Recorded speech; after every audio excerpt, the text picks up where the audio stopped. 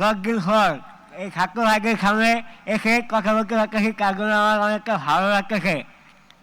আর সেই সঙ্গে আমি জানাচ্ছি সেটা ছিল শুধু যে আমার এই অবস্থা করছে তাই নয়, আমার এই চোখের সামনে এক ভাই এদিক দিয়ে গুলি লেগে এদিক দিয়ে হয়ে যায়, এমনকি রক্তে সে জায়গাটা ভেসে যায়। তাকে নিয়ে অনেক গোলাগুলি করেছিলাম আমিও, কিন্তু সেটাকে আমি যেতে পারি নাই।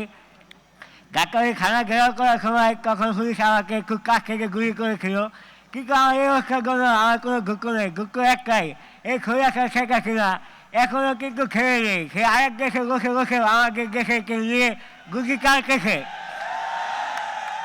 আমরা তাই শেখ হাসিনাকে বলতে চাই, উদ্দেশ্য করে বলতে চাই, সে যেন আরেক দেশে রয়েছে দুর্নীতি না করে, সে যেন আবার বাংলাদেশে আসে দুর্নীতি করে। আমরা তার সাথে যুদ্ধ করার জন্য প্রস্তুত আছি, এমনকি প্রস্তুত থাকবো।